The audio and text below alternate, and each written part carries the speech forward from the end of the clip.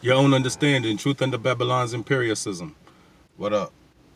This is part two of the Queen and Slim fiasco. So there's some two particular issues I didn't touch on in the last video. So I want to gather them up here.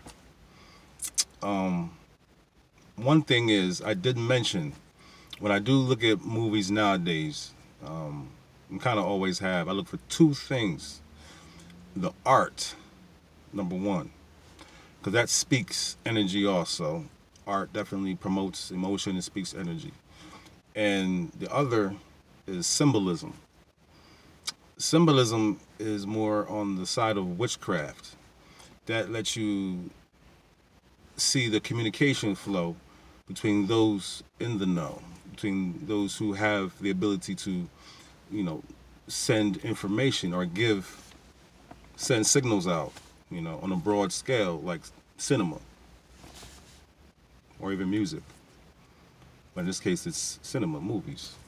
So the information that I got or I get from movies, lets me know kind of what the general idea is that they're trying to promote. You can tell by the certain types of movies that they're promoting all the time or putting out all the time. Different genres, so you gotta shuffle through the genres, then you can kind of get information from all of those, all that media. So yeah, I call it media because whatever. Anyway, the the point I didn't touch on in Queen and Slim, and this might be a spoiler, so if you didn't see it, you don't want to, hear anything about it or anything in particular about it, obviously you know what to do. But 1, 2, 3, 4, 5. Okay, that's enough time for you to get out if you kind of wanted to click off. But anyway, yeah, Queen and Slim. There's one particular part in that movie that sums up the entire scenario. It puts a profile on the black condition and what they are trying to project, what they're trying to promote, all in just one scene, which is basically just a picture. There's a picture taken by this little boy. He took a picture of Queen and Slim when they were getting their car fixed. Just as, okay, yeah, I was here with Queen and Slim. You don't believe me? Snap, here go the picture, blah, blah, blah.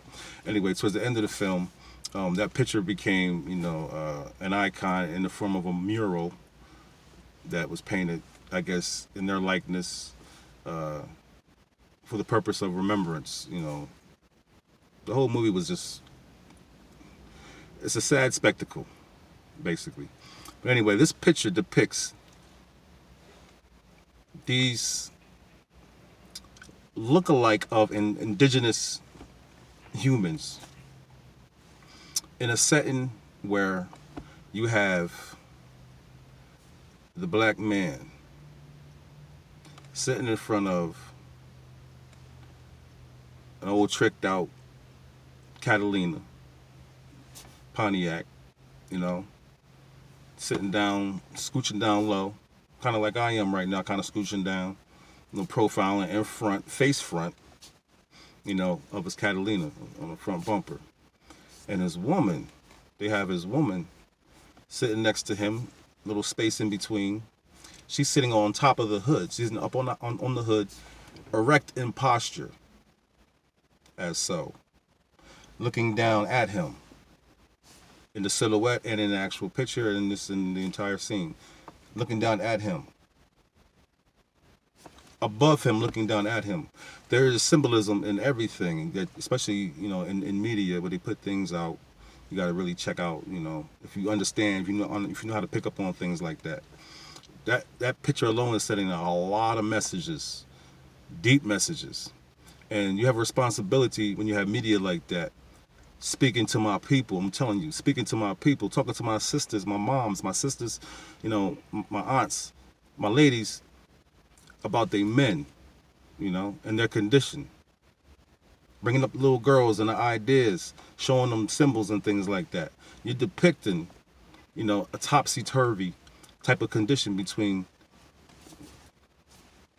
two human beings, with a system based on power, energy. You have masculine, emasculated, in front of a material item that's used, and built through exploitation. And then you have his woman perched up on top, postured, erect, looking down at him. There's a reference in the movie where he wants to ride a horse as a result of Queen. I don't know where she got the name Queen from, because I thought her name was something else. I never heard Queen in there, so I don't know where they got Queen and Slim from. I guess that's what they nicknamed them after a while. I wasn't paying that much attention to those particular things. Those things are mundane and one in when they're out the other, because it's just Queen and Slim. That's just exploitation in itself. But anyway,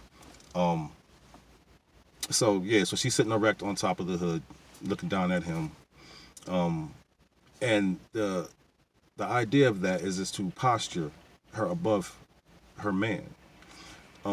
There's a reference in that movie later on where she convinces him to try to ride a horse. He's on the horse, and she makes a reference about when her mom was teaching her how to ride a horse or something, or her mom or her dad, I think it was her mom teaching her how to ride a horse, and said to her that because you're on that horse, that's what white men fear the most. You on a horse. And Slim says, well, why? And she says, well, because that's the worst position a white man can have, looking up at a black man. So why is the best position for a black woman to be up above her man looking down at him? These things, which may seem mundane to people, are serious because they send messages, very subtle messages into your subconscious, especially impressionable females. And our females right now need guidance and direction and strength.